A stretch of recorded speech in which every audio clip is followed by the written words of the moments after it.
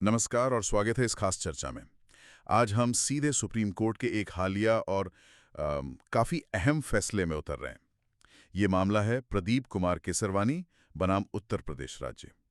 हमारे हाथ में है 2 सितंबर 2025 का सुप्रीम कोर्ट का आदेश और हम इसी के जरिए समझने की कोशिश करेंगे कि आखिर कोर्ट ने इस मामले में चल रही आपराधिक कार्यवाही को रद्द करने का फैसला क्यों किया। आज हमारी नजरें टिकी रहेंगी कोर्ट की दलीलों पर, उन कानूनी सिद्धांतों पर जिन्हें आधार बनाया गया, हाँ, और खास तौर पर उन शिकायतों पर जो काफी देर से दर्ज होती हैं और जिनमें कहीं ना कहीं कानून के दुरुपयोग की बू आती है। बिल्कुल।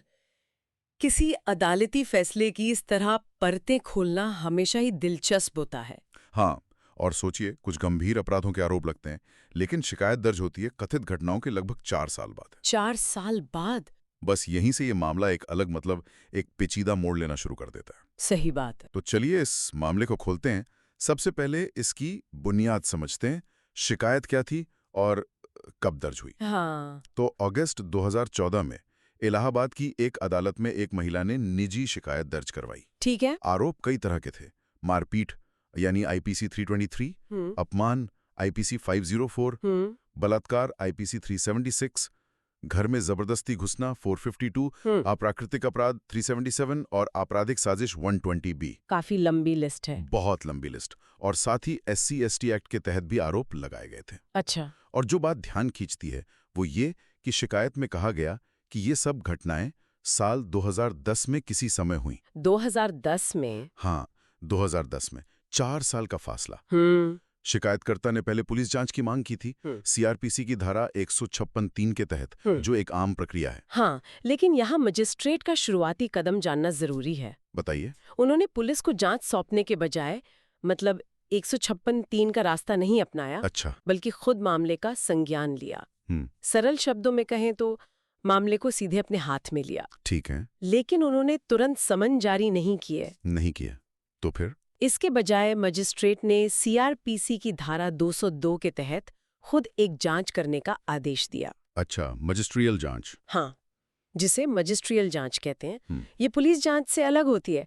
इसमें मजिस्ट्रेट खुद गवाहों के बयान वगैरह लेकर मामले की शुरुआती सच्चाई जानने की कोशिश करते हैं। ठीक है, समझ गया। और इस मजिस्ट्रियल जांच के पूरा होने के बाद मजिस्ट्रेट ने एक अहम फैसला लिया। तो क्या? उन्होंने सिर्फ एक आरोप, IPC की धारा 376 यानी बलात्कार के तहत प्रदीप कुमार केसरवानी, जो इस केस में अपील करता है, उनको समन जारी किया। सिर्फ एक आरोप पर? हाँ, इतने सारे आरोपों में से सिर्फ बलात्कार के आरोप पर समन जारी हुआ। बाकी सभी गंभीर आरोपों पर कोई समन जारी नहीं हुआ। अच्छा, तो इतने सारे आरोपों में से सिर्फ बलात्कार के आरोप पर ही समन, ये अपने आप में काफी कुछ कहता है। बिल्कुल। अब ये मामला सुप्रीम कोर्ट तक कैसे पहुंचा? जाहिर है समन मिलने के बाद अपीलकर्ता चुप नहीं बैठे होंगे। नहीं, बिल्कुल नहीं। बिल्कुल। प्रदीप केसरवानी ने इस समन आदेश को इलाहाबाद हाईकोर्ट में चुनौती दी। उन्होंने CRPC की धारा 482 का इस्तेमाल किया। ये धारा हाईकोर्ट को एक खास अंतर्निहित शक्ति देती है। जी हाँ, इनहेरेंट पावर जिसे कहते हैं। हाँ, कि अगर कोर्ट को लगता है कि कोई आपराधिक कार्यवाही कानून का दुरुपयोग है, बेबुनियाद है या न्याय के हित में उसे जारी रखना ठीक नहीं, तो हाईकोर्ट उसे रद्द कर सकती है। सही। लेकिन हाईकोर्ट ने उनकी याचिका को खारिज कर दिया। अच्छा, वहाँ राहत नहीं मिली। उन्हें वहां राहत नहीं मिली।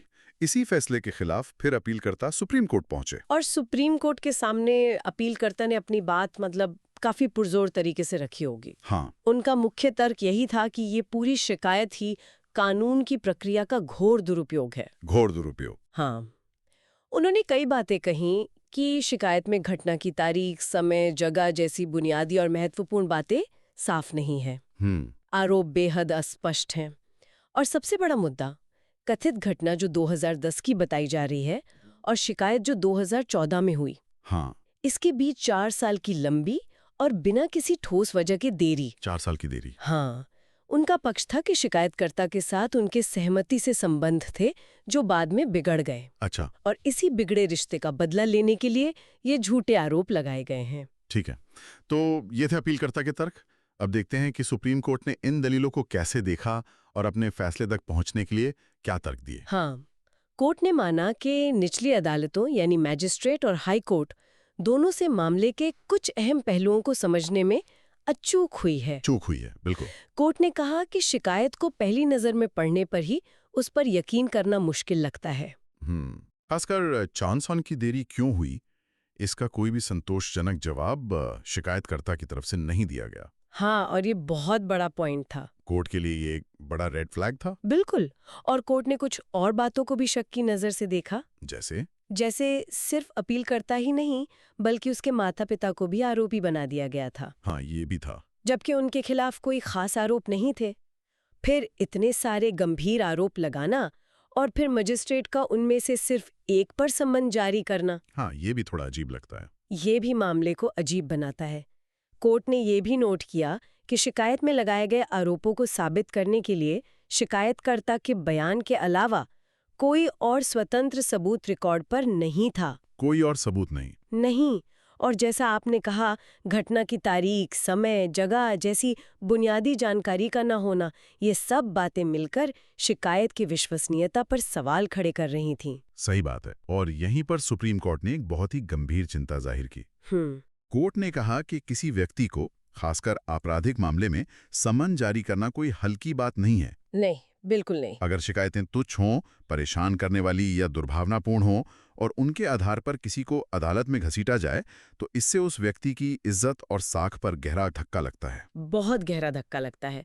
और इसी से जुड़ा है कोर्ट का वो विश्लेषण कि जब कोई व्यक्ति ये कहते हुए अदालत आता है कि उसके खिलाफ कार्रवाई दुर्भावनापूर्ण है या कानून का दुरुपयोग है, तो अदालत का क्या फर्ज बनता है? हाँ, क्या फर्ज है? सुप्रीम कोर्ट ने मोहम्मद वाजिद बनाम उत्तर प्रदेश राज्य के एक हालिया मामले का हवाला दिया। अच्छा। इसमें दिलचस्प बात यह है कि कोर्ट ने जोर दिया कि अदालत को सिर्फ शिकायत या एफआईआर में लिखे शब्दों को ही नहीं देखना चाहिए। सिर्फ शब्दों पे नहीं जाना है। नहीं, अदालत का फर्ज है कि वो मामले के पूरे संदर्भ को देखे, शिकायतकर्ता के संभावित छिपे इरादों पर गौर करे, जैसे बदला लेना या परेशान करना।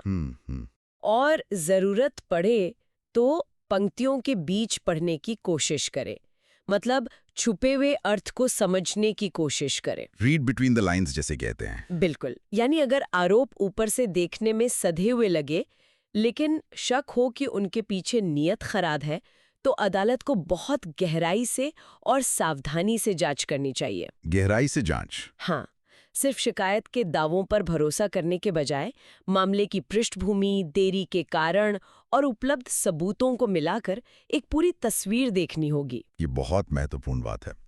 अब आते हैं इस मामले के एक और संवेदनशील पहलू पर, सहमति, शादी का वादा और बलात्कार का आरोप। हाँ, ये भी बहुत अहम था। सुप्रीम कोर्ट ने इस पर भी विस्तार से बात की और दीपक गुलाटी बनाम हरियाणा राज्य मामले का जिक्र किया। जी। मामला तब और पेचीदा हो जाता है जब बलात्कार का आरोप शादी के वादे से जुड़ा हो। हाँ। कोर्ट ने साफ किया कि सहमति से बने यौन संबंध और शादी का झूठा वादा करके हासिल की गई सहमति से बने संबंध में फर्क है। हर टूटा हुआ वादा बलात्कार नहीं होता। बिल्कुल सही कहा। कोर्ट को यहाँ बहुत बारीकी से देखना होता है। क्या देखना होता है? ये कि क्या वादा करते समय वाकई शादी का इरादा था, लेकिन बाद में हालात बदल गए या मन बदल गया, या फिर इरादा शुरू से ही खराब था और शादी का वादा सिर्फ यौन संबंध बनाने के लिए एक धोखा था, एक चाल थी। अच्छा, ये फर्क बहुत जरूरी है। हाँ, क्योंकि अगर इरादा शुरू से ही धोखा देने का था तो ये धोखाधड़ी है और तब यौन संबंध के लिए दी गई सहमति मान्य नहीं मानी जाती और ये बलात्कार के दायरे में आ सकता है। लेकिन अगर वादा सच्चा था और बाद में किन्हीं वजहों से जो अप्रत्याशित थीं या नियंत्रण से बाहर थीं वो पूरा नहीं हो पाया, तो इसे सीधे बलात्कार कहना मुश्किल है। तो कोर्ट को ये देखना होता है कि क्या वादा शुरुआत से ही झूठा था? हाँ। क्या सहमति बिना किसी धोखे के पूरी जानकारी के साथ दी गई थी? ये भेद करना बहुत जरूरी है। बिल्कुल।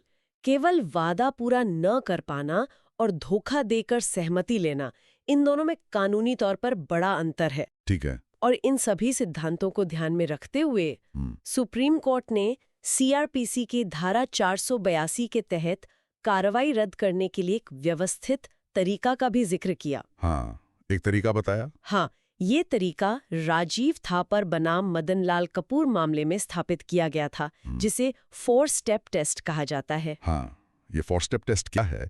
क्या इसे सरल शब्दों में समझा सकती हैं? जरूर। ये 4 कदम हाईकोर्ट को तब उठाने चाहिए जब वो धारा 482 के तहत किसी कार्रवाई को रद्द करने पर विचार कर रही हो। पहला कदम, क्या आरोपी ने अपने बचाव में जो सबूत या सामग्री पेश की है वो बहुत मजबूत, भरोसेमंद और ऐसी है जिसे काटा ना जा सके? मतलब क्या वो पहली नजर में एकदम ठोस लगती है? ठीक है। दूसरा कदम, क्या ये सामग्री आरोपी के खिलाफ लगाए गए आरोपों को पूरी तरह से झुठला देती है? यानी क्या इसे देखकर कोई भी समझदार व्यक्ति मानेगा कि आरोप सच्चे नहीं हो सकते? ओके। तीसरा कदम, क्या आरोपी की इस सामग्री का अभियोजन पक्ष या शिकायतकर्ता कोई तोड़ पेश नहीं कर पाया है, या वो ऐसी है जिसका तोड़ पेश करना मुमकिन ही नहीं है?